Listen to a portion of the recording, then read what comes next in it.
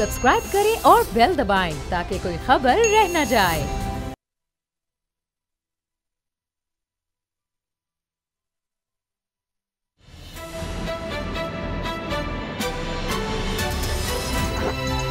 अब पता चला। बिस्मिल्लाहिर्रहमानिर्रहीम, अस्सलाम वालेकुम। मैं हूं मोहम्मद उसामा गाजी और आप देख रहे हैं अब पता चला। खबर यह है कि शहबाज शरीफ ने पार्टी सदारत से इस्तीफा दे दिया है।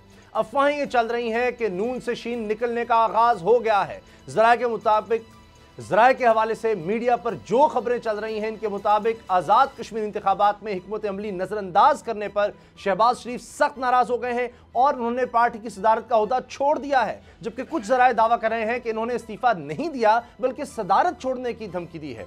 सच क्या है और झूठ क्या, मुस्लिम लीग नून के ज़राए ने अब तक इन अफवाहों की तरदीद या तस्दीक नहीं की। ये इंसानी फितरत है कि वो जिसके साथ मुखलिस होता है इसके लिए बड़ी से बड़ी कुर्बानी देने से गुरेज नहीं करता, लेकिन जब इन कुर्बानियों का इतराफ ना किया जाए, हर अहम मौके पर नजरअंदाज किया जाए, तो फिर इंसान के सब्र का पैमाना लबरेज हो ही जाता है। नून लीग के लिए शहबाज शरीफ की अनथक मेहनत से कोई इनकार नहीं कर सकता। आज नून लीग जिन बड़े बड़े प्रोजेक्ट्स का क्रेडिट लेती है, इसके पीछे कौन है? शहबाज शरीफ। लाहौर मेट्रो हो या फिर ऑरेंज लाइन, रातों को जाग जाग कर कौन इन मंसूबों की निगरानी करता रहा? एक ही नाम जहन में आता है, शहबाज शरीफ। लेकिन सवाल यह है कि इस वफा और मोहब्बत और मेहनत का सिला शहबाज शरीफ को क्या मिला? नवाज शरीफ की नाअहली और बैरून मुल्क जाने के बाद शहबाज शरीफ को सिर्फ नुमाइशी तौर पर पार्टी सदर बनाया गया और स्टीयरिंग अचानक से एंट्री देने वाली मरीम नवाज के सुपुर्द कर दिया गया। शहबाज शरीफ मुफाहमत के लिए कोशिशें करते रहे और मरीम नवाज मज़ाहमत के रास्ते पर चलकर शहबाज शरीफ की सारी कोशिशों पर पानी फेरती रही। आज़ाद कश्मीर के इंतखाबात से लेकर बयानिए तक हर जगह छोटे मियाँ साहब को बुरी तरह से नज़रअंदाज किया गया, जिनसे इन्हें पार्टी में अपनी हैसियत का अंदाज़ा खूब हो गया होगा। शहबाज शरीफ का सारा सियासी तजर्बा और बेशक उम्र बड़ी हो, लेकिन फैसले इनसे छोटी उम्र वाली करती रही। यही दुख लेकर माजी में जावेद हाशमी पार्टी छोड़ गए थे। अब शायद शहबाज शरीफ साहब को हाशमी साहब के कर्ब और दुख का अंदाज़ा हुआ होगा। शायद इसीलिए उन्होंने बड़ा फैसला करने का सोचा होगा। इन्होंने पार्टी छोड़ी है या सदारत, वो अब तक किसी खबर की तरदीद या तस्दीक नहीं हुई, मगर गूंज बता रही है कि दाल में कुछ ना कुछ काला जरूर है। क्या नून से शीन निकलने का वक्त आन पहुंचा है? क्या नून लीग तकसीम होने जा रही है? शहबाज शरीफ पार्टी छोड़ेंगे या किंग्स पार्टी बनाएंगे? सवाल बहुत है। आज के प्रोग्राम का आगाज इन्हीं सवालों के जवाब ढूंढने से करते हैं। बाबर डोगर और गुलाम रज़ा साहब मेरे साथ हैं। बाबर डोगर साहब, कल आपने खबर दी थी, आज अखबारात में हर तरफ ये डिस्कस हो रही है और आपके ज़राए ने बिल्कुल सही कहा था। आज तो शहबाज शरीफ साहब के इस्तीफे की बात हो रही है। यहाँ तक कहा जा रहा है कि हमजा ने कहा है कि जी भी रुक जाएं, अनाउंस ना करें, एक दफ़ा फिर बात कर लें। तो क्या वो जो आपने कल खबर दी थी कि नवाज शरीफ फैसला कर चुके हैं कि मरियम ही मरियम, तो वो भी बात अब तक कायम है? उसामा साहब, पहली बात तो ये है कि शहबाज शरीफ, ये जो कहा जा रहा है कि आज़ाद कश्मीर का इलेक्शन या सियालकोट का इलेक्शन, चलें ये एक वजह तो है, लेकिन जो मेन वजह थी जिससे शहबाज शरीफ नवाज शरीफ से जो नाराज़ थे और ये बात उन्होंने वहाँ तक पहुँचाई भी है कि नवाज शरीफ ने जो हमदुल्ला से मुलाकात की है, इससे शहबाज शरीफ शदीद डिस्टर्ब हुए हैं, परेशान हुए हैं कि नवाज शरीफ को हमदुल्ला से मुलाकात नहीं करनी चाहिए थी। और ये बात उन्होंने इसहाक डार से भी की और ये पार्टी के कुछ बड़ों से भी ये बात की है कि जनाब इस तरह से मियाँ साहब लंदन में बैठकर इस तरह के लोगों से बात करेंगे तो फिर हमें पार्टी को डिफेंड करना यहाँ पर मुश्किल हो जाएगा। तो कम अज़ कम अगर मियाँ साहब ने किसी से मुलाकात करनी है लंदन में, तो कम अज़ कम वो पार्टी के सदर से ज़रूर कंसल्टेशन करें, पार्टी का यहाँ पर एक बोर्ड बना दें, उससे कंसल्टेशन करें कि किससे मिलना चाहिए और किससे नहीं मिलना चाहिए। बस ये भी चीज़ें आ रही हैं कि सामने के माजी में जिस तरह से जंदाल यहाँ पे आता रहा, जिस तरह से मोदी को यहाँ से बुलाया जाता रहा, और ये जो सारी चीज़ें हुई हैं, शहबाज शरीफ का यही वो उनका ये अपना एक पॉइंट ऑफ व्यू है कि अगर ये चीज़ें ना होती, अगर ये उसको बुलाने से पहले कंसल्ट किया जाता पार्टी से, तो शायद मामला इतने ख़राब ना होते। और अब भी मियाँ साहब जिस साइड पे जा रहे हैं, उसका जो अल्टीमेटली नुकसान होगा वो पार्टी को होगा और पाकिस्तान में होगा। अच्छा। तो इसकी वजह से वो खासे डिस्टर्ब है और मायूस हैं।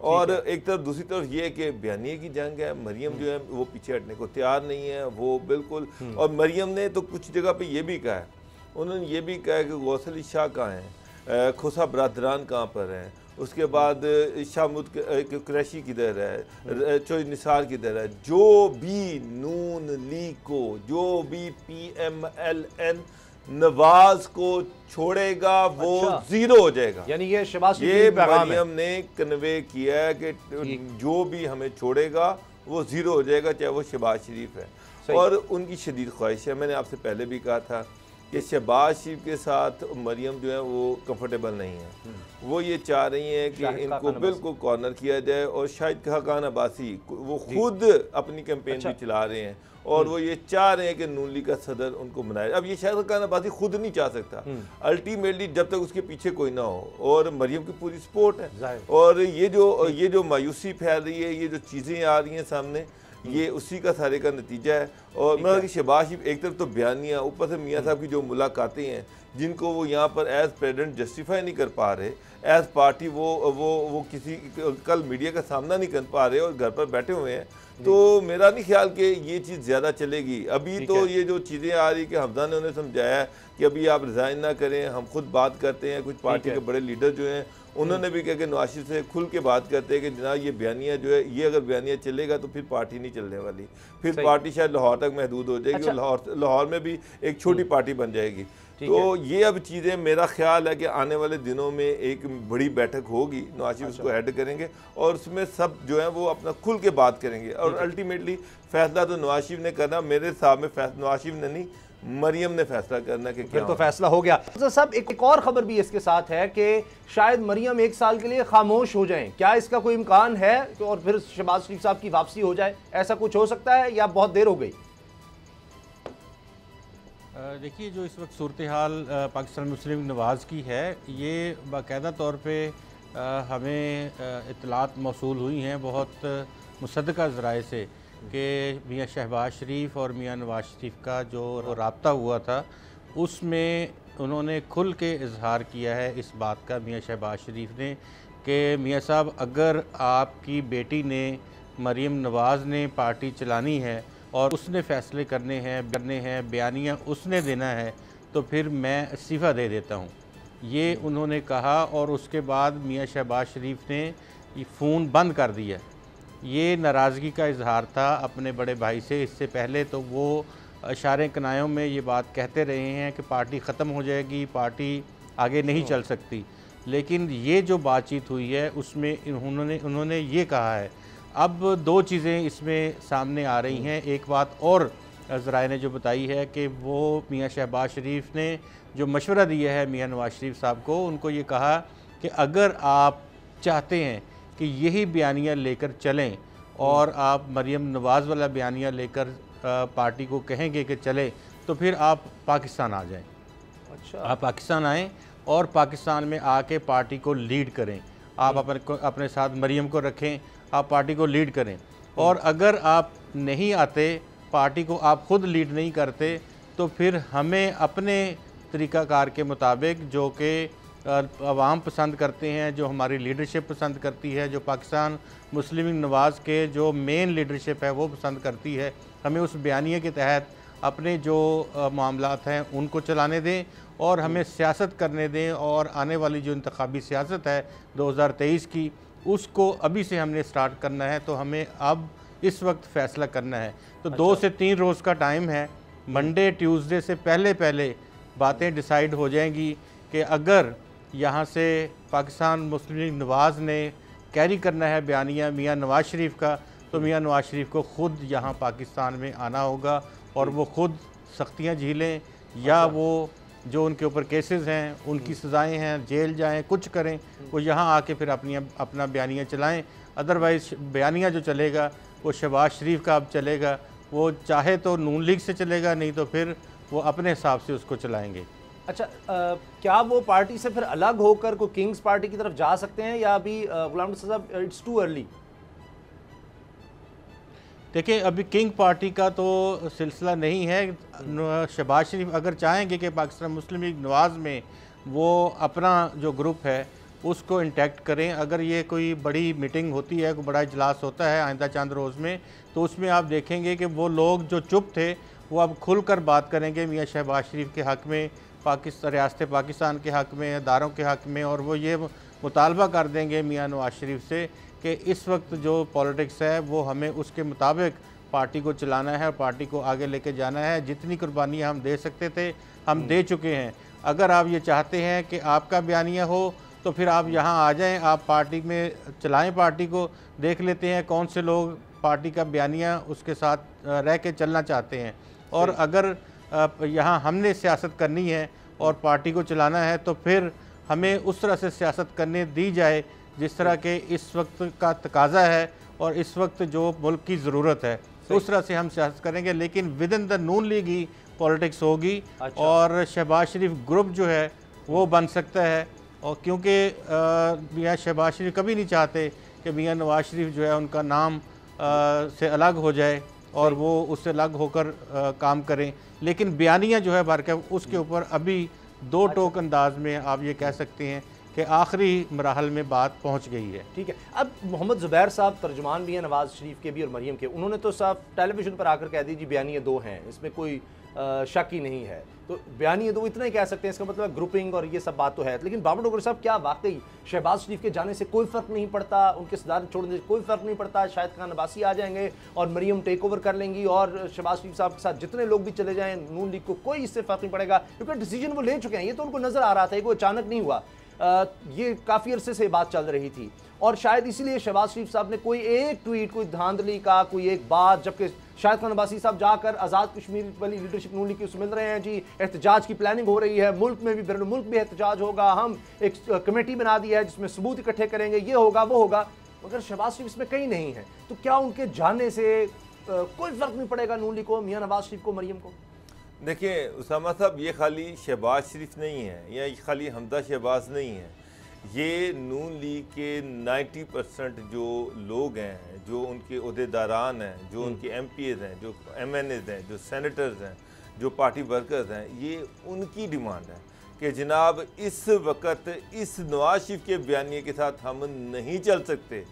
इस बयानिए से नून लीग को कुछ मिलने वाला नहीं है, सिर्फ पार्टी डैमेज होगी।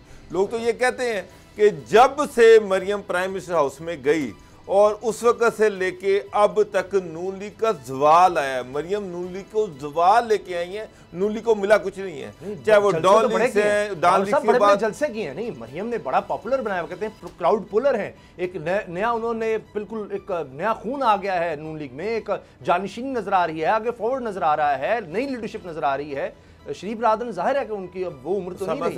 असल इशू ये है, बिल्कुल मरियम क्राउड पुलर है, तो कोई शक नहीं। नया खून उसामा साहब, जी जी जी, गुलाम रज़ा साहब, नया खून ये है कि आप ये देखें कि इक़्तिदार से पार्टी को बाहर निकलवाया, फिर वालिद को जलील करवाया, फिर पूरा ख़ानदान जेलों और कचहरियों के चक्कर लगाता रहा, फिर मुल्क बदर हो गया बीमारियों के बहाने। तो ये नए खून की Nawaz Sharif prime minister house में बैठे हुए थे, अच्छा अब वो लंदन एग्जाइल में बैठे हुए हैं। ये तब्दीली आई है, पार्टी उनकी है, उन्होंने बनाई है, सारे मिनिस्टर जो थे वो जेलों में बैठे हुए हैं। अब ये नए खून की तब्दीली है। लेकिन बाबर साहब, पार्टी है नून लीग, नून का मतलब नवाज शरीफ, वो फैसला करेंगे किस तरह पार्टी चलनी है। अगर उन्होंने फैसला कर लिया है जितने लोग मर्जी चले जाएं, आपको लगता है गुलाम रज़ा साहब ने कहा है कि अब लोग बोलेंगे और शायद टेलीविजन पर आकर कहेंगे जी हम मियां नवाज शरीफ साहब की सोच से नहीं, वो इदारों के हक में बोलने लग जाएंगे? क्या आपको लगता है कि ये होने जा रहा है? चंद लोगों के अलावा फिर वो आकर बैठकर बोलेंगे, फौज के हक में, इदारों के हक में बोलने लग जाएंगे। मुझे एक बात बताएं, आज नून लीग को टेलीविजन पर डिफेंड करने वाले, नवाज शरीफ के बयानी को टीवी पे बैठ के डिफेंड करने वाले जो लोग हैं उनके नाम मुझे बता दें। 4-5 हैं, बाकी सारी कहाँ है? ख्वाजा बरादरान कहाँ है? कहाँ है ख्वाजा आसिफ? कहाँ है राना तनवीर? कहाँ है ये बाकी सारे बड़े बड़े नाम? वो सारे घरों पे बैठे हुए हैं, मायूस है। आम MNAs जो है, MPs जो है, वो भी मायूस है। जब पार्टी की बड़ी लीडरशिप मायूस है तो नीचे वाली भी मायूस है। अब जो गुलाम मुर्जा साहब बात करें, मैं उससे बिल्कुल एग्री कर रहा हूँ, ये अब डिसाइसिव मोमेंट आ गई है, ये फैसला कुन मसला आ गया है। यहाँ तो ये सारे लोग जो है, जो अब वो वोकल हैं, वो अब सामने खड़े हो जाएंगे कि अगर मियाँ साहब ताड़ा यही बयानी है असी इतना नहीं चल सकते। अच्छा, या दो रस्ते हैं, या तो हम अलहदा होकर एक पार्टी बना लेंगे, जो दूसरा रास्ता है खामोशी से अपने घर बैठ जाएंगे, अब तुम अपना बयानिया लेके चलो, मरियम अपना बयाना लेके चले और जो भी होगा फिर देखा जाएगा। लेकिन नून लीग की मेजोरिटी इस बयानिए के साथ चलने को तैयार नहीं है। अच्छा, ये मैं आपको बता दूं। वो दूसरा रास्ता ये है कि वो फिर घर चुप करके बैठ जाएंगे, खामोश हो जाएंगे। अगला इलेक्शन आपको पता है, याद सादिक जो है वो पिछले 6 महीने से अपने हल्के में नहीं आया। बहुत सारे ऐसे लोग हैं जो मायूस होकर अपने हल्कों में नहीं जा रहे कि अगला इलेक्शन नहीं लड़ेंगे। मार्च में बल्दियाती इलेक्शन आ रहे हैं, उसी में पता लग जाएगा। अच्छा गुलाम मुर्तज़ा साहब, एक तरफ हम ये नून लीग की बात कर रहे हैं, वो तो फिर कहेंगे वज़ीर दाखिला शेख रशीद गनी, मैं कह रहा था नून से शीन निकलेगी, वो हो रहा है। मगर बिलावल भुट्टो जरदारी साहब ने तो पेशगोई कर दी है इंतखाबात की।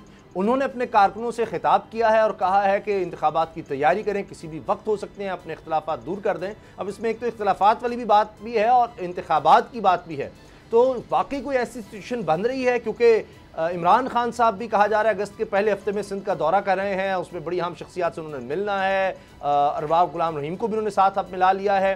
तो आपको क्या लग रहा है कि कोई ऐसी सिचुएशन बनने जा रही है कि जहां कोई इंतखाबात वक्त से पहले हो सकते हैं? देखिए, जो चार साल अभी होने को हैं, जब 4 साल मुकम्मल हो जाएंगे, किसी भी डेमोक्रेसी में आप देखें कि जो लास्ट ईयर होता है वो इलेक्शन होते हैं, उसमें तमाम पार्टियां आपस में मिल के तय करती हैं कि अलाइंस क्या करने हैं, सियासी इत्तेहाद किसके साथ करना है, और कल के जो दोस्त हैं उनसे जो दोबारा से दोस्ती किस तरह से गांठनी है, या जो दुश्मन है उनको किस तरह से मनाना है। तो ये अभी से शुरू हो चुका है। यही बात अभी हम कर रहे थे कि नून लीग के अंदर भी ये हतमी मरहला जो है वो आ चुका है, ताकि उनके लोगों ने भी, जिन्होंने 5 साल अपना हल्का इंतखाब जो है वो उसमें एक ईंट तक ना लगवा सके, अब बल्दियाती इंतखाबात आने हुए हैं। पाकिस्तान तहरीक इंसाफ पंजाब में ज़ाहिर है कि फ़ंडिंग करेगी, पंजाब गवर्नमेंट वहाँ फ़ंडिंग करेगी, तो अल्टीमेटली वो लोग एक्टिव होंगे। तो इस तरह से फौरी चाहिए है कि उन्हें कोई फ़ैसला करना कि वो कहाँ जाना चाहते हैं, क्या करना चाहते हैं। इसी तरह से जो बिलावल भुट्टो जरदारी हैं, उन्होंने भी ये जो बात कही है कि ये इलेक्शन का साल है, तो इलेक्शन 2023 समझ लें कि 22 शुरू हुआ तो 23 आ गया। अच्छा, इंतखाबात 2023 में होंगे, हुकूमत अपना वक्त पूरा करेगी, लेकिन ये वज़ीर-ए-आज़म के ऊपर मुनहसर है कि वो 4 साल पूरे होने के बाद मार्च 2023 में करवा दें इलेक्शंस, या उससे पहले करा दें, या उसके बाद करवा दें, उसके इर्द गिर्द करवा दें। तो ये इलेक्शंस का ही साल है।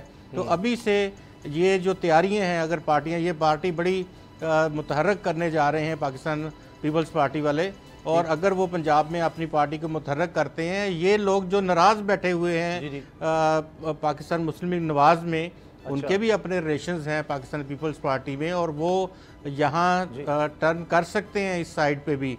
और अगर कोई फैसला ना लिया गया तो आप देखेंगे कि कुछ लोग जो हैं लाइक माइंडेड, वो कोई पाकिस्तान तहरीक इंसाफ की तरफ रुख करेंगे, कुछ जो इससे पहले पीपल्स पार्टी में रहे हैं वो वापस पीपल्स पार्टी के साथ बारगेन करेंगे। तो ये इस तरह का माहौल बनेगा, और आने वाला वक्त जो है वो बहुत क्रुशल है। आने वाले चंद रोज़ जो हैं, बल्कि 1-2 हफ्ते में ही ये फैसला होना है। अच्छा बाबर डोगर साहब, क्योंकि इमरान खान भी वहाँ पर जा रहे हैं सिंध में, और कुछ आम शख्सियात से उन्होंने मुलाकात भी करनी है, बिलावल भुट्टो एक तो इख्तलाफात ख़त्म करने की बात कर रहे हैं, क्योंकि कई हम सुनते हैं कि जी फरियाल तालपुर साहिबा और इनके दरमियान कोई अलग ग्रुपिंग वगैरह होती है। ये इख्तलाफात की बात साथ साथ उन्होंने कहा कि जी हम कराची से कश्मीर तक PTI का सफाया कर देंगे, कराची की नशिस्तों की ज़रूरत पड़ेगी। आपको लगता है कि पीपल्स पार्टी एक तरफ देख रही है कि सिंध में भी टफ टाइम मिल सकता है और हमने कराची को भी टेक ओवर करना है, ऐसा मुमकिन है? उसामा साहब, जारी बात है कि जो ये बातें हो रही थी कि कराची में भी पार्टी जो है वो अपना एक नया एडमिनिस्ट्रेटर लेके आएगी, नया एडमिनिस्ट्रेटर लगाएगी, भी पार्टी जो है वो चाहती है कि कराची में जो वैक्यूम बना हुआ है MKM की वजह से, उसको किस तरह से वो पूरा करे। लेकिन अब PTI जो थी उसको एक मैंडेट मिला, लेकिन PTI ने जो कराची में 1100 अरब का हम सुनते रहे, वो तो लगा कोई नहीं, उसका 1 रुपया नहीं लगा। कराची के हालात वही हैं, उसी तरह से गंदगी है, उसी तरह से कचरा है, और सुप्रीम कोर्ट जो है उस चीफ जस्टिस के जो कमेंट हैं वो आपके सामने हैं। तो खाली नारों से तो कराची जो है वो नहीं होगा। हाँ, PTI ये समझती है, इमरान खान ये समझते हैं कि अगर सिंध में उनकी गवर्नमेंट बनती है तो फिर सिंध के हालात में तब्दीली आ सकती है। अगर वहाँ पर इसी तरह 2 गवर्नमेंट्स हैं, सिंध में पार्टी रही, मरकज़ में PTI रही, तो फिर सिंध के हालात ठीक नहीं हो सकते, ना कराची के हालात ठीक हो सकते हैं, ना इंटीरियर सिंध के हालात ठीक हो सकते हैं। अब कराची में जो रिसेंटली इलेक्शन हुआ है, ज़िमनी इलेक्शन में तो गवर्नमेंट जीत जाती है, लेकिन जनरल इलेक्शन में मुझे नहीं लगता कि पार्टी को कराची से कोई ख़ास सीटें मिल सकें। उसकी ज़ाहरी वजह यह है कि सिंध गवर्नमेंट जो है वो उसके पास इख्तियारात हैं। सिंध गवर्नमेंट ने कोई ख़ास काबिल ज़िक्र 13 साल में 13 साल बड़ा टाइम होता है। 13 साल में किसी भी खिते की जो है किस्मत बदलने के लिए बहुत टाइम होता है, लेकिन वहाँ पर तो सिंध गवर्नमेंट ने कुछ भी नहीं किया, बल्कि रोना ही रोती रही। फेडरल गवर्नमेंट हमें पैसे नहीं देती, आपको लग रहा है कि पीपल्स पार्टी कराची में अब कुछ बड़ा करके दिखा सके, शायद मुश्किल है, मगर क्या इसी तरह मुश्किल है पीटीआई के लिए भी कि वो सिंध में कुछ बड़ा कुछ करके दिखा सके, इंटीरियर सिंध में, बाकी सिंध में? जितना पीपल्स पार्टी के लिए कराची मुश्किल है उतना पीटीआई के लिए सिंध। उसामा साहब, इशू ये है कि पीपल पार्टी की गवर्नमेंट 13.5 साल वापस गवर्नमेंट कर चुकी है। अब परफॉर्मेंस उसकी कुछ भी नहीं है, करप्शन के बेतहाशा चार्जेस हैं और सभी को पता है।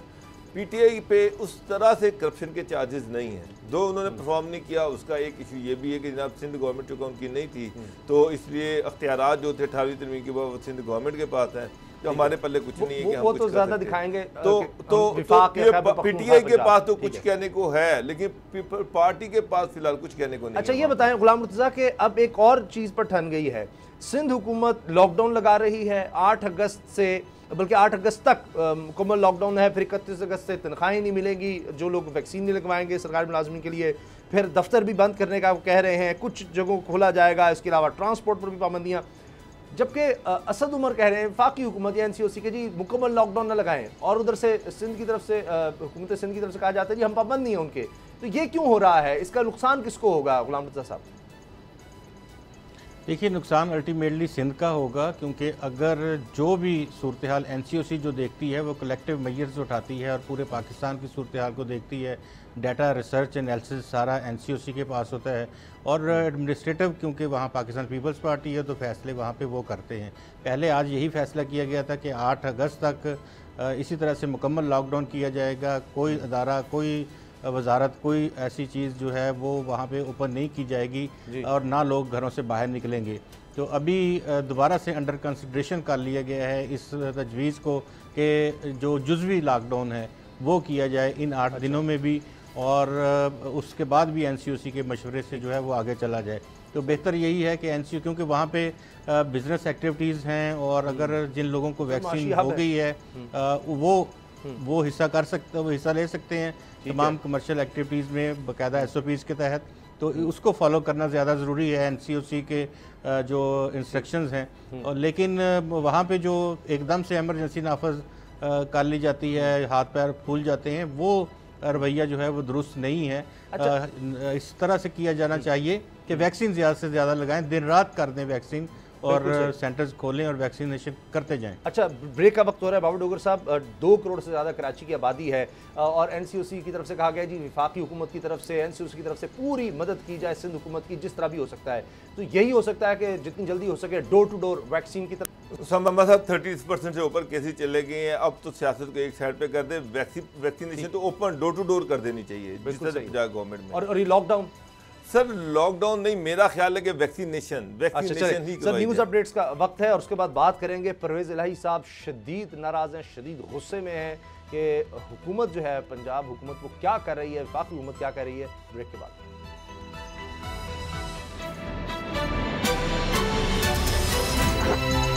अब पता चला।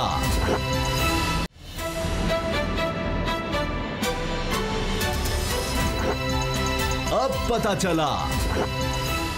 पंजाब असम्बली के मेंबर नज़ीर चौहान गिरफ्तार हैं। पहले इनको पुलिस ने गिरफ्तार किया, पंजाब पुलिस ने, और फिर इनकी रिहाई हुई ज़मानत पर। अभी ये कोट लखपत जेल से रिहाई हुए थे कि एफआईए ने एक और गिरफ्तारी डाल दी, इनको गिरफ्तार कर लिया, फिर एक और केस भी बना दिया कार्य सरकार में मुदाखलत का। फिर ये हुआ कि चूँकि मेंबर पंजाब असम्बली हैं और speaker Punjab assembly production order जारी कर सकते हैं, अगर असम्बली का इजलास चल रहा है तो फिर उनको पेश किया जा सकता है। तो असम्बली के फ्लोर से ये अनाउंस हुआ कि जी इनको पेश किया जाए, प्रोडक्शन ऑर्डर असम्बली में इनको लाया जाए। नहीं लाया गया। कल परवेज़ इलाही साहब बड़े नाराज़ हुए, कई मेंबरान नाराज़ हुए, एहतजाज हुआ और परवेज़ इलाही साहब ने बड़े सख्त रिमार्क्स दिए कि जी यहाँ को टार्जन बना हुआ है, इस तरह तो नहीं हुकूमत चल सकती, ये क्या समझते हैं ख़ुद को कि मेंबर का एक इस्तेहकाक होता है, जब कहा है तो लाया जाए, इस तरह हम इजलास नहीं चलाएंगे। और फिर कहा जुम्मे के रोज़ 2 बजे फिर इजलास होगा और इसी बात पर होता रहेगा। आज भी नज़ीर चौहान साहब को नहीं पेश किया गया और उस पर परवेज़ इलाही साहब और गुस्से में आ गए और कह रहे हैं जी अब तो कुछ और काम नहीं होगा, कोई कानून साजी, कोई पंजाब असम्बली कुछ नहीं करेगी, कुछ चलेगी नहीं, इजलास ही नहीं होगा जब तक ये काम नहीं होता। बाबर डोगर साहब, ये क्या हो गया है? ये एक इस मामले पर आके, नज़ीर चौहान साहब के प्रोडक्शन ऑर्डर पर आकर ये बड़ा सख्त मौक़िफ़ दोनों तरफ से आ गया है। ना हुकूमत, चाहे वो पंजाब वफाकी हुकूमत हो, लगता है कि वो FIA को डायरेक्ट नहीं कर रही, वरना बज़ाहिर ये बड़ा, यानी जरदारी साहब हों, शहबाज शरीफ, ख्वाजा साद रफ़ीक, यानी एक बड़ी लंबी फहरिस्त है, राना सनाउल्लाह, इनको असम्बली में, कौमी असम्बली में पेश किया जाता रहा है। लेकिन ये तो वैसे तो उनके अपने मेंबर हैं तहरीक इंसाफ के, चलें तरीन ग्रुप से ही ताल्लुक़ सही, तो उनको नहीं पेश किया जा रहा। ये कोई अना का मसला बन गया, क्या चक्कर है? उसामा साहब देखें, नज़ीर चौहान ने क्या कहा या नहीं कहा, इस पे हम नहीं जाते। इशू ये है कि FIA ने उसको पकड़ा हुआ है और पंजाब असम्बली ने उनके प्रोडक्शन ऑर्डर जारी किए हुए हैं। तो पंजाब असम्बली ने जब प्रोडक्शन ऑर्डर जारी कर दिए तो FIA पे ये लाजमी हो गया, कंपल्शन होगी कि वो उसको पेश करे। FIA किस तरह से उसको रोक सकता है? मुझे एक बात बताएं, नैब के मुल्ज़मान, नैब ने पेश किए हैं, ANF ने पेश किए हैं, जो जितने भी लोग थे जिनके भी प्रोडक्शन ऑर्डर जारी हुए हैं वो उन्होंने पेश किए हैं। आज मैंने FIA से पूछा जी जनाब आपने क्यों नहीं पेश किया? उन्होंने कहा जी हम तो इस्लामाबाद की तरफ से देख रहे हैं, वहाँ से कोई ऑर्डर ही नहीं मसूल हुआ, इसलिए हमने पेश नहीं किया। अब इस्लामाबाद से मुराद क्या है? जाहिर बात है कि जो मशीर हैं इनके FIA में वो है, क्या नाम है इनका, शहजाद अकबर साहब। अब शहजाद अकबर साहब का उनसे इशू है तो वो उसके प्रोडक्शन ऑर्डर नहीं जारी होने दे रहे। अब इस पे तो पंजाब गवर्नमेंट को तो चाहिए कि फिर इस पे एक्शन ले। अगर फेडरल गवर्नमेंट का अदारा तो लिखे नेशनल असेंबली को। देखिए, प्रोडक्शन ऑर्डर जारी करना पंजाब स्पीकर का इस्तेकाक है और उसकी बाइडेन जो है वो, चाहे वो फेडरल गवर्नमेंट है, चाहे वो प्रोविंशियल गवर्नमेंट है, कोई भी महकमा है, वो उसको अबाइड करेगा। वो पाबंद है कि जिसके प्रोडक्शन ऑर्डर जारी हो गए हैं वो जनाब। कल तो फिर ये होगा कि स्पीकर नेशनल असेंबली किसी का प्रोडक्शन ऑर्डर जारी करता है, पंजाब पुलिस कहती है कि हम नहीं भेजते उसको, फिर स्पीकर की क्या हैसियत रह गई? पार्लियामेंट की मेरा मतलब है कि सुबह कहते नहीं भेजते, हम जो करना कर लो। अच्छा, इसमें एक तरफ पूरी असम्बली है, जो पहले स्पीकर है वो असम्बली को रिप्रेजेंट कर रहे हैं, उनके पास अथॉरिटी है। दूसरी तरफ एक मशीर कहता है जी मैं नहीं जाने दूंगा, तो फिर मेरा मतलब कि फिर असम्बली तो बेहैसियत हो गई एक मशीर के सामने। अच्छा, अब गुलाम मुर्तज़ा साहब, एक तरफ मैं भी देख रहा था अभी न्यूज़ अपडेट्स में, अगर मैं गलत नहीं हूं तो फिरदौस आशिकवान साहिबा का बयान चला कि जी हुकूमत पार्टी नहीं इसमें बनेगी, लेकिन ये तो ऐसे लग रहा है कि पार्टी तो बनी हुई है या कहीं ना कहीं से तो अहकामात इस तरह के आ रहे हैं, वरना तो एक कानून मौजूद है। हमने माजी में देखा है बड़े सीरियस चार्जेस होते हैं और ये कोई ये नहीं है कि रिहाई कोई होने लगी है या उनको आज़ादी को मिलने लगी है। सिर्फ जब तक वो इजलास जारी रहेगा उनको लाना है, फिर उनको वापस ले जाना है, वहीं तहवील में ही वो रहेंगे। तो ये क्यों इस तरह हो रहा है? इससे तो मैं समझता हूँ परवेज़ इलाही साहब जो हैं वो भी बेइज्जती महसूस कर रहे होंगे कि जी इत्तेहादी भी हम हैं, स्पीकर भी मैं हूँ, कोई गैर कानूनी काम भी नहीं, कानून के मुताबिक एक कार्रवाई है और हुकूमत तरफ से मसला नहीं हो रही। ये खुद क्यों एक चीज़ को लेकर जो मामला एक शायद बेहतर तरीके से हल हो सकता है उसको इतना वो ऊपर ले जाते हैं कि फिर बाद में, तो आपको भी पता है मुझे भी पता है कि कहीं ना कहीं बैठकर हल होना है, लेकिन उसको इतना ऊपर ले जाया जाता है, इतना बड़ा इशू बना दिया जाता है कि फिर वो इमरान खान सब तक पहुंचेगा जो कहेंगे अच्छा जी मुलाकात करते हैं। तो ये मिस हैंडल क्यों किया जाता है इस तरह? छोटे बज़ाहिर छोटा सा मामला ना भी हो, यानी जो हल किया जा सकता है। अब इसमें कितना वो मसला है कि जी FIA लाकर उनको पेश कर दे? बस ये नज़र ये आ रहा है कि किसी की अना का मसला है। जो आपने बात की है कि इस तरह से इस्तेहकाक है असम्बली का और स्पीकर जो हैं वो प्रोटेक्शन ऑर्डर जारी करते हैं तो उसको मानना तमाम बाइडिंग है इसकी तमाम अदारों के ऊपर, वो नैब हो, FIA हो, पुलिस हो या व्हाट्सएवर, कोई भी किसी की भी तहवील में कोई हो तो उसको उसे पेश करना है। तो यहाँ मैं आपको एक बड़ी ख़बर है इस हवाले से कि मंडे को आप ये देखेंगे कि तमाशा और मज़ीद गहरा हो जाएगा। आज तो परवेज़ इलाही साहब ने कहा कि ये कोई जंगल नहीं है, ना कोई यहाँ टार्जन है, तो वो परसों मंडे को जब ये इजलास होगा और नज़ीर चौहान जो हैं वो अगर उनको पेश ना किया गया तो फिर आप देखेंगे कि पाकिस्तान मुस्लिम लीग नवाज़ के हमजा शहबाज जो हैं वो चौधरी परवेज़ इलाही साहब और बाकी तमाम लोग जो हैं मिल के फिर किसी ऐसे शख्स का कोई ऐसे उस शख्स के मुतल्लिक़ ऑर्डर जारी होगा जो इस तमाम सूरत हाल को रोक रहा है, जो ये चाह रहा है कि ये लड़ाई जो है वो बढ़े। तो ये भी होगा मंडे को, ये इतलात हैं हमारे पास, बातचीत हुई है हमारी लाहौर में। उन्होंने कहा कि अब देख ही लेते हैं फिर कौन है तो उसको भी बुला लेते हैं, क्योंकि इस्तेहकाक है। अगर इस्तेहकाक मजरू होगा तो किसी को भी, कोई ब्यूरोक्रेट हो, कोई DG FIA हो या कुछ भी हो, पब्लिक ऑफिस होल्डर हो, उसको असम्बली तलब कर सकती है। तो ये मंडे को अगर इसी तरह से ही रहा और ज़िद अना जो है वो रही तो फिर आप मंडे को देखेंगे कि तमाशा मज़ीद बढ़ेगा। अब बाबर डोगर साहब, बात यह है कि इसमें कोई केस पर कोई इससे फ़र्क नहीं पड़ना, वो अदालत में चलना है, वो तफ्तीश होनी है, जो भी, वो एक अलग बिल्कुल किस्सा है। ये एक असम्बली का, अब फिर पार्लियामेंट की बेतौकीरी की फिर बात आ जाती है। फिर आप कहते हैं जी पार्लियामेंट में आके मसाइल हल किए जाएं, पार्लियामेंट में बात हो। जब आप खुद इस तरह करेंगे तो बड़ा मसला होगा। और आपने बड़े सख्त अल्फाज बोले थे जब ये बात हुई थी, इस्तेहकाक के हवाले से एक बिल आया है कि जी अगर कोई भी मेंबर असम्बली है उसकी कोई बेइज्जती करता है, उसके अहकामात नहीं मानता, तो जनाब उसके खिलाफ कार्रवाई होगी, कोई ब्रेक हो। आपने कहा बड़ा गलत है, इस तरह तो कुछ नहीं हो सकेगा। लेकिन अब आप ही कह रहे हैं कि ये इस तरह भी नहीं होना चाहिए। फिर वो जाहिर है गुस्से में आपको कहते हैं देखा इसलिए हम बिल लाते हैं कि तो फिर कोई ब्यूरोक्रेट या कोई इदारा हमारी सुनता ही नहीं है, तो फिर हम क्या यहाँ क्या खाक करेंगे कोई काम? यहाँ किस तरह की कोई कानून साजी होगी अगर हम किसी को बुलाते हैं और वो आकर हमें बताता ही नहीं कि करना क्या है क्या नहीं करना, किसी को बुला कर हमने कानून बनाना है।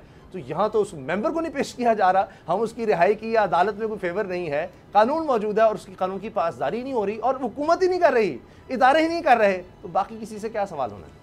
अपने मेंबर के साथ हो रहा है। आपने जो जिस बिल की बात की है, इस्तेहकाक का जो बिल था वो अल्टीमेटली पास करके वो गवर्नर साहब को भिजवा दिया गया। गवर्नर ने वो अल्टीमेटली स्पीकर को वापस भिजवा दिया कि ये आइन से मुतसादिम है। अब इशू ये है कि पंजाब गवर्नमेंट कोई ऐसी लेजिस्लेशन नहीं कर सकती जो कि डायरेक्ट क्लैश करती है आइन से। अब आइन में जो जुडिशियल पावर्स हैं वो जुडिशरी के पास हैं। अब ये तो नहीं हो सकता कि वो जो जुडिशियल पावर्स हैं वो प्रेलाई साहब अपने आप को खुद ही दे दें। तो वो देखें ये कुछ आइनी मसले हैं। लेकिन जहाँ तक इस्तेहकाक की बात है तो स्पीकर किसी को भी बुला सकते हैं, कल डायरेक्टर एफआईए को बुला सकते हैं, वो आए। इस्तेहकाक का बिल मुत्तफिका मंजूर हुआ है बाबर साहब, लेकिन बाबर साहब इस्तेहकाक का बिल जो है वो पंजाब असेंबली ने मुत्तफिका मंजूर किया था। वो स्पीकर गवर्नर के पास साइन होने के लिए गया था, गवर्नर ने वो बिल वापस पंजाब असेंबली को रेफर कर दिया है कि जनाब ये जो बिल आपने पास किया है ये आइन से मुतसादिम है। आइन ये कहता है कि जुडिशरी जो है वो सेपरेट हो गई है एग्जीक्यूटिव से। अब सजा देना जुडिशरी का काम है। स्पीकर पंजाब असेंबली अब जुडिशियल पावर्स लेके किसको 6 महीने के लिए सजा कैसे दे सकते हैं? आइन में बड़ी चीजें क्लियर हैं। तो वो वापस हो गया, लेकिन चौधरी प्रेलाई अड़े हुए, उन्होंने कहा ये मैं परसों दोबारा पास कराऊंगा बिल। अच्छा, और वो आप कह रहे हैं मंडे को फिर उसमें जर्नलिस्टों वाला जो हिस्सा था, जी जो सहाफियों वाला हिस्सा था वो उसको वापस किया था उन्होंने। जो असेंबली के मेंबरान का असेंबली के इस्तेहकाक का बिल था वो तो मेरे ख्याल में मंजूर कर लिया गया था। जर्नलिस्टों के हवाले से जो था उसको होल्ड किया गुलाम मुर्तज़ा था। उसका ये था कि उसके जर्नलिस्टों को कि जो असेंबली में जो ड्यूटी कर रहे हैं या वहाँ पर जो किसी MP MNA से बात करते हैं, किसी असेंबली के मेंबर जो असेंबली के जो मुलाजमिन हैं वहाँ किसी सोर्स से कोई बात करते हैं तो वो सोर्स कंप्लेंट करता है तो उस जर्नलिस्ट को सजा दी जा सकेगी।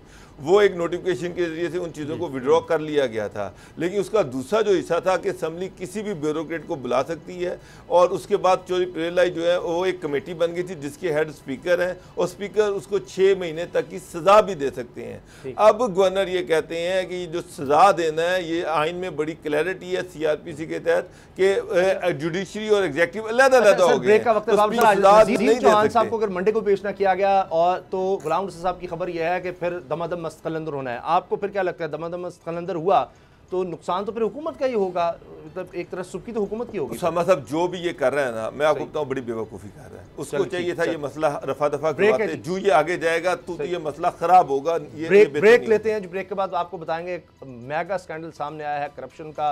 लाहौर की एक बड़ी हाउसिंग सोसाइटी में किस तरह से करप्शन की जा रही है। ब्रेक के बाद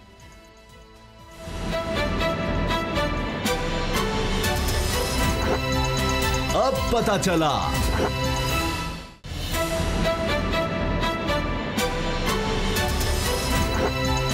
अब पता चला।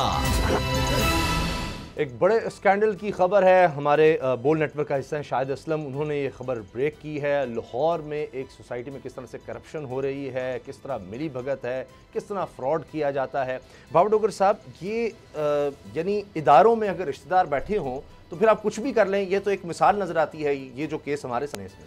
उसामा साहब, शाहिद असलम उसने बड़ी मेहनत के साथ ये स्टोरी की और वो बोल इंग्लिश डिजिटल मीडिया जो है उसका हिस्सा है। आज हमारी वेबसाइट पे ये खबर आई है, बड़ी डिटेल से आई है कि किस तरह से SMBR senior member board of revenue जो 2014 में सेक्रेटरी कोऑपरेटिव थे, तो उनके भाई जो थे यासर तारड़, उन्होंने एक डोरमेंट, एक वो हाउसिंग सोसाइटी जो 25 साल से डोरमेंट पड़ी हुई थी, बिल्कुल ख़त्म थी, उसको एक्टिवेट करवाया, इसलिए कि उनका भाई वहाँ पर जो था सेक्रेटरी कोऑपरेटिव था। उसके साथ पंजाब लिक्विडेशन बोर्ड जो है उसके जो हेड थे तारिक जावेद, उनका एक भाई था शाहिद महमूद, उसको उस सोसाइटी का सदर बना दिया। यानी कि यासर तारड़ और शाहिद महमूद आपस में दोस्त हैं, बाबर तारड़ और तारिक महमूद आपस में दोस्त हैं।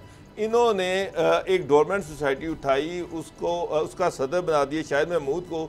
शाहिद महमूद ने यासर तारड़ को उसका कॉन्ट्रैक्ट दे दिया कि जनाब इसकी सारी डेवलपमेंट करनी है, और मेम्बरान से कहा जी आप इसको पैसा दें। अब ये जो सारा मामला था, ये मामला आ गया, उसके रूल्स बनाए गए, बाय लॉज बनाए गए, और उसके बाद ये जो था ये चला गया मामला रजिस्ट्रार कोऑपरेटिव के पास। जावेद इकबाल बुखारी बड़े सीनियर ब्यूरोक्रेट हैं, वो उनके पास ये केस आया, उन्होंने इसके खिलाफ फैसला दे दिया। उन्होंने कहा जो कि उनके आइन में, कोऑपरेटिव के आइन में कोई जॉइंट वेंचर की इजाज़त नहीं है और ये जो सारी चीज़ें हैं ये इलीगल हैं, तो उन्होंने खुल के उसके खिलाफ लिख दिया।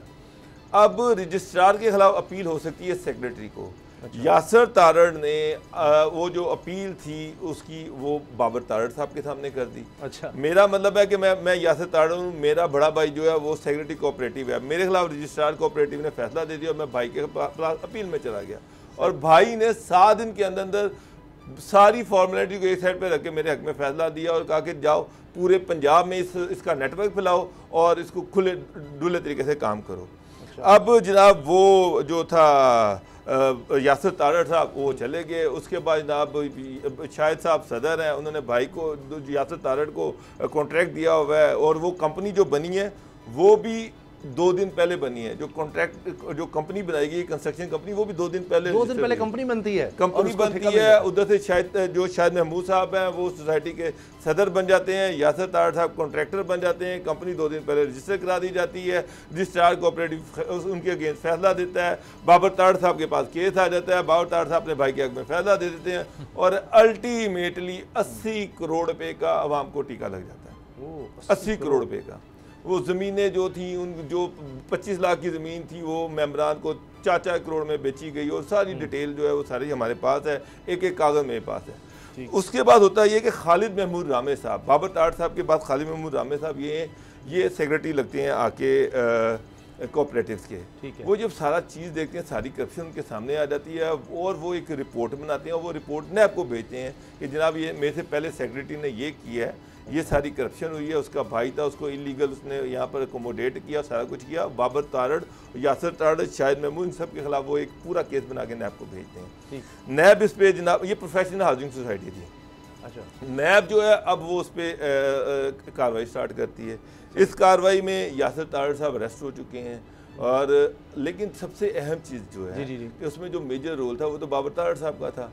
बाबर तारड़ साहब को अभी तक नैब ने पूछा ही नहीं है, बुलाया ही नहीं है, हाथ ही नहीं लगाया। मेरा मतलब है कि ये क्लियर केस है कि जिसमें एक बंदा जो है वो अपने भाई को अनड्यू फेवर दे रहा है, अपने इख्तियारात का लाइज इस्तेमाल कर रहा है, उससे लोगों को 80 करोड़ रुपये का टीका भी लगा है, सारा कुछ हुआ है। भाई को तो पकड़ लिया है, लेकिन एक चूँकि एक ताकतवर ब्यूरोक्रेट है, उसके सामने नैब जो है वो खामोश है। अब बाबर तारड़ साहब जो है लीग में उनके बड़े स्ट्रॉन्ग हैं। अच्छा, इसमें यहाँ तक चीज़ नहीं है, अब ये शाहिद असलम साहब जो है बाबर तारड़ साहब से मौक़िफ़ लेने जाते हैं कि जनाब ये सारा इशू है, तो आपका मौक़िफ़ क्या है। बाबर तारड़ साहब जब सारी स्टोरी सुनते हैं तो अल्टीमेटली शायद उनसे पूछते हैं कि बाबर साहब बाकी सारी चीज़ें ठीक है, वो कहते हैं जी भाई गिरफ्तार हो गया, मेरा इससे कुछ लेना देना नहीं है। वो कहते हैं कैसे लेना देना नहीं है, आप सेक्रेटरी थे, क्या आपका भाई आपके सामने अपील कर सकता है? क्लैश ऑफ इंटरेस्ट है इसमें, आप कैसे अपने भाई की अपील सुन सकते हैं? और फिर आपने रजिस्ट्रार के सारे जो ऑब्जर्वेशन जिनको साइड पे रखे उसको अप्रूवल दे दी और अल्टीमेट टीका लगे, तो आप कैसे कह सकते हैं कि आपका लेना देना नहीं है? उस पे बाबर तारड़ साहब ने इतना गुस्सा किया कि पुलिस बुलवा ली, अपने सारी गार्ड बुलवा ली, उसके कपड़े उतरवाए, उसको वहाँ पर नंगा बरना खड़ा किया, उस पर टॉर्चर करवाया, और उसके बाद उसको वार्निंग दी कि अगर आइंदा इस एरिया में नजर आए तो मुझसे बुरा कोई नहीं होगा। ये हालात हैं उसामा साहब, ये हो चुका है। अच्छा गुलाम साहब, ये एक क्लासिकल केस है कि जी किस तरह से मिली भगत के साथ आप कुछ भी कर जाएं, तो कोई आपका कुछ नहीं बिगाड़ सकता। तो फिर अगर आपका कोई रिश्तेदार है, किसी पोजीशन में बैठा हुआ है, तो फिर आप इस तरह की वारदातें बड़े प्लान के साथ कर सकते हैं।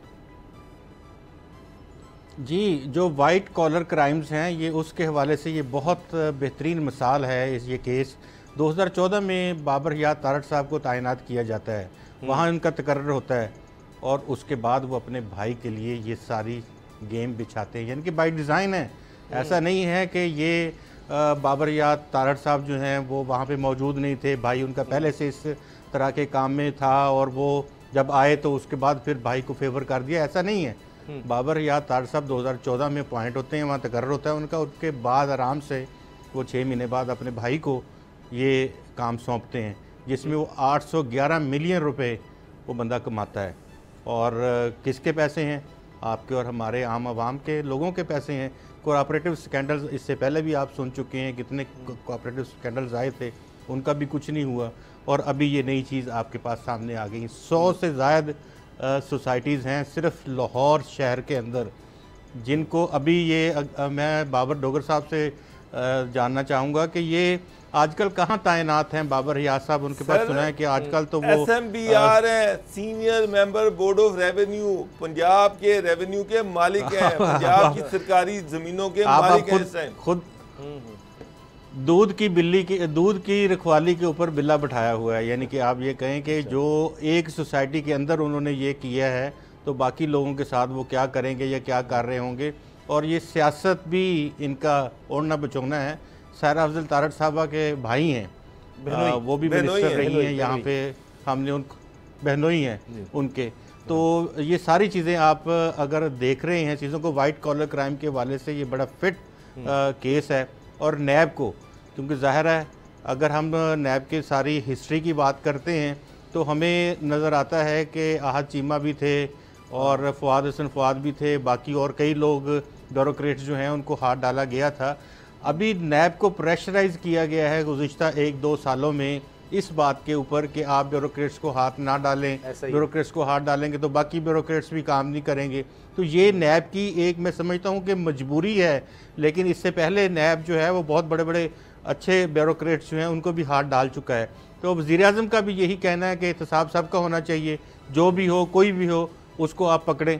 लेकिन गुलाम मुर्तज़ा साहब, अब मसला ये है कि जो बेचारा उनसे वर्जन लेने गया है उसके कपड़े उतरवा दिए, नंगा कर दिया, उसको टॉर्चर किया उन्होंने। इस पर बिल्कुल कोई ना कोई एक्शन होना चाहिए। मैं शर्म का मुकाम है, शर्म का मुकाम है। ये बड़ी सियासी तरबियत, और अगर ब्यूरोक्रेट हैं तो इनको डिपार्टमेंट से भी तरबियत हुई होगी। तो ऐसे अफसर को, PAS के अफसर जो हैं उनको कम से कम ये जेब नहीं देता। हमने बड़े ब्यूरोक्रेट्स देखे हैं, ख़ानदानी ब्यूरोक्रेट्स। आपका भी नाम, आपका तारड़ फैमिली बड़ी फैमिली है, और आप जर्नलिस्टों के साथ आप मौक़िफ़ लेने के ऊपर आप इस तरह के रवैये अपनाते हैं जो शर्मनाक हैं। ये किसी भी ऑफिसर को ये जेब नहीं देता। आप अपना सवाल, आपके नाम जर्नलिस्ट से सवाल नंबर रखा है, आप उसका जवाब दे दें। हेडलाइंस का वक्त हो रहा है, इसलिए हमें प्रोग्राम खत्म करना होगा। प्रोग्राम देखने का शुक्रिया, इजाज़त दीजिए, अल्लाह हाफ़िज़।